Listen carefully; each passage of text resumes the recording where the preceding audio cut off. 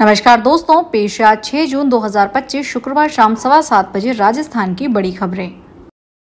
प्रधानमंत्री नरेंद्र मोदी चिनाब दरिया पर बने रेलवे के नायाब, अद्भुत और बेमिसाल चिनाब पुल को राष्ट्र को समर्पित कर दिया।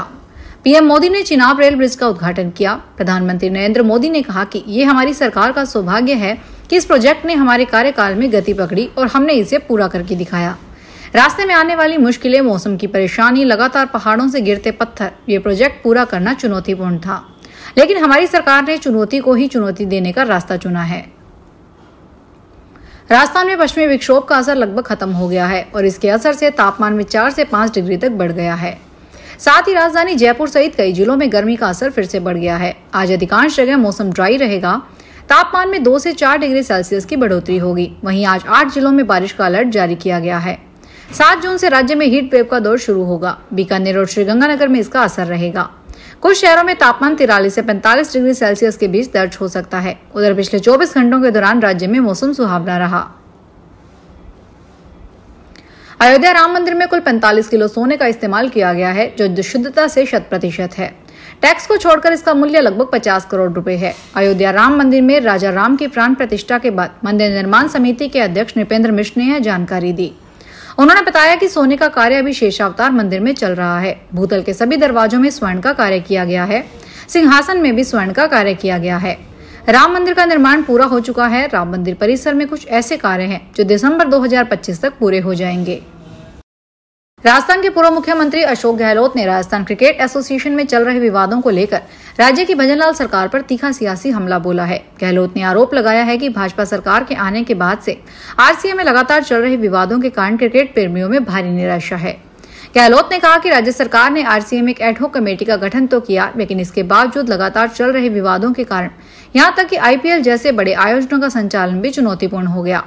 उन्होंने चिंता व्यक्त करते हुए कहा कि एडहॉक कमेटी, क्रीड़ा परिषद और खेल विभाग के बीच लगातार विवाद चल रहे हैं और राज्य सरकार इस पर मूक दर्शक बनी हुई है। करोड़ों रुपए के गबन से संबंधित मीठी नदी सफाई घोटाला मामले में फंसे अभिनेता डिनो मोरिया की मुश्किलें बढ़ती नजर आ रही है।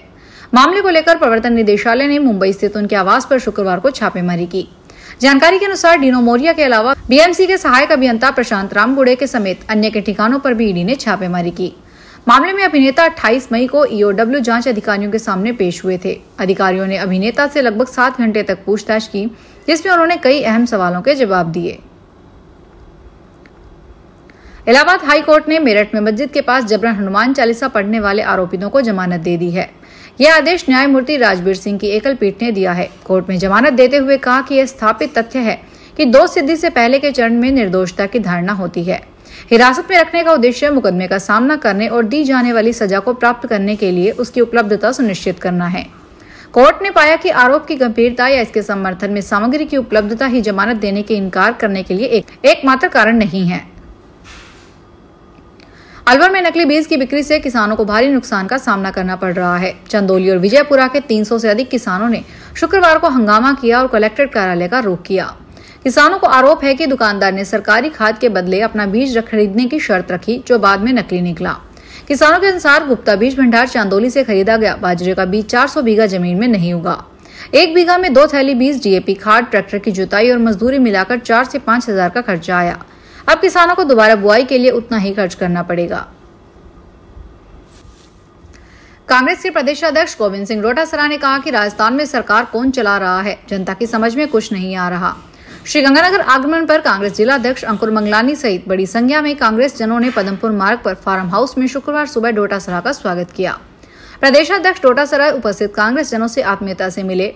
जिला अध्यक्ष अंकुर मंगलानी, बीकानेर संभाग प्रभारी नसीम अख्तर, जिला प्रभारी व प्रदेश महासचिव जिया उर रहमान ने उनका पार्टी पदाधिकारियों व कार्यकर्ताओं से परिचय करवाया।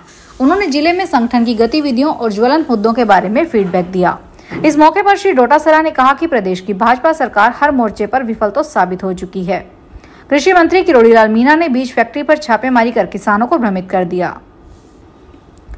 कोटपुतली नीमका थाना 4 लेन सड़क परियोजना का काम गति पकड़ चुका है। सड़क चौड़ीकरण के पहले चरण में नारेहेड़ा स्टैंड पर प्रशासन की ओर से अतिक्रमण हटाने की जोरदार कार्रवाई की गई। जेसीबी की मदद से कई अस्थायी व पक्के निर्माण ध्वस्त किए गए। इस कार्रवाई से इलाके में हड़कंप मच गया। RSRDC project officer Dinesh Kumar Sahu के अनुसार सड़क की चौड़ाई दोनों ओर से 8-8 मीटर, बीच में 1.5 मीटर, डिवाइडर सहित कुल 19 मीटर की होगी। करीब 178 करोड़ रुपए की लागत से बनने वाली 38 किलोमीटर लंबी 4 लेन सड़क अगले 2 वर्षों में बनकर तैयार होगी। राजस्थान के सरकारी स्कूलों में शिक्षा की गुणवत्ता को बढ़ाने के लिए प्रदर्शन के आधार पर जारी रैंक में सवाई माधोपुर जिला पहले पायदान पर पहुंच गया है। राजस्थान स्कूल शिक्षा परिषद की ओर से मई माह की रैंकिंग जारी की गई है। इसमें सवाई माधोपुर जिला पहले नंबर पर पहुंच गया है, जबकि मार्च माह में जिला तीसरे पायदान पर था। प्रदेश के जिलावार शिक्षा रैंकिंग में पहले स्थान पर सवाई माधोपुर, दूसरे पर सीकर, तीसरे पर चूरू, चौथे पर कोटा, 5वें पर हनुमानगढ़, 6ठे पर झुंझुनू, 7वें पर भीलवाड़ा और 8वें पर करौली है। भीलवाड़ा नगर विकास न्यास ने 9 आवासीय कॉलोनियों के लिए 9000 से अधिक भूखंड आवंटन के लिए आवेदन की बिक्री शुरू कर दी है। आवेदन को लेकर अल्प और मध्यम आय वर्ग के लोगों में खासा उत्साह है। विभिन्न आवासीय योजनाओं में आर वर्ग MIG-A, MIG-B, HIG के लिए इनकम टैक्स रिटर्न आवेदन के लिए संलग्न किया जाना जरूरी है। नगर विकास न्यास सचिव ललित गोयल ने यह जानकारी दी। आने वाले समय में मानसून काल आने वाला है। इससे पहले जैसलमेर शहर की जल निकासी व्यवस्था को लेकर चिंता होना लाजमी है। यहाँ कई बड़े नाले और सीवरेज लाइनों के मेन होल बरसाती पानी की आवक होने से उफनते नजर आते हैं। देखते ही देखते आसपास के क्षेत्रों में इतना जल भराव हो जाता है। मानसून से पहले नाले नालियों की संपूर्ण साफ सफाई करवाना नगर परिषद की पहली जिम्मेदारी है, लेकिन उसके सफाई तंत्र में दिखावटीपन ज्यादा दिखता है। जो मुख्य रास्ते हर किसी को, विशेषकर उच्च अधिकारियों तक को नजर आते हैं, केवल उन्हीं को चमका कर रखने की कवायद देखने में आती है। शेष स्थानों को उनके भाग्य पर छोड़ रखा है।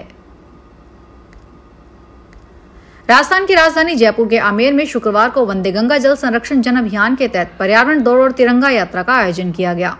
भारतीय जनता पार्टी हरियाणा प्रभारी और भाजपा राजस्थान पूर्व प्रदेशाध्यक्ष डॉक्टर सतीश पूनिया, CISF जवानों, अधिकारी एवं कर्मचारी, युवाओं, NSS, NCC कैडेट्स, आम जन कार्यकर्ताओं के साथ शामिल हुए। डॉक्टर पूनिया ने आमेर के नाहरगढ़ जैविक उद्यान में वंदे गंगा जल संरक्षण जन अभियान के तहत रन फॉर एनवायरमेंट कार्यक्रम में श्रमदान एवं वृक्षारोपण कर तिरंगा यात्रा में शामिल हुए और जल संरक्षण एवं पर्यावरण संरक्षण की सभी को शपथ दिलाई। हरियाणा सरकार की सख्ती का असर देखने को मिलने लगा है। मुख्यमंत्री नायब सिंह सैनी ने प्रदेश के अपात्र लोगों से स्वयं ही BPL को मिलने वाली सुविधाओं का परित्याग करने का आह्वान किया है। इसे स्वीकार करते हुए राज्य के करीब 4 लाख लोग BPL श्रेणी से बाहर हो गए हैं। मुख्यमंत्री ने ऐसे अपात्र लोगों को BPL श्रेणी से बाहर होने का मौका देते हुए कहा कि यदि जांच में वे अपात्र पाए गए तो न केवल उनसे पिछली सारी सुविधाओं की वसूली होगी, बल्कि कानूनी कार्रवाई भी की जाएगी। मुख्यमंत्री भजनलाल शर्मा शुक्रवार को खींवसर नागौर में चिकित्सा एवं स्वास्थ्य मंत्री गजेंद्र सिंह खींवसर की धर्मपत्नी प्रीति कुमारी की अंत्येष्टि में शामिल हुए और शोक संतप्त परिजनों का ढांढस बंधाया। मुख्यमंत्री ने खींवसर में मोक्षधाम पहुंचकर स्वर्गीय प्रीति कुमारी की पार्थिव देह के अंतिम दर्शन किए और पुष्प चक्र अर्पित कर श्रद्धांजलि दी। उन्होंने शोक संतप्त परिजनों को संबल प्रदान करने और इस पर अपार दुख को सहन करने की शक्ति देने की ईश्वर से प्रार्थना की। फिलहाल इस बुलेटिन में इतना ही। फिर हाजिर होंगे बड़ी खबरों के साथ।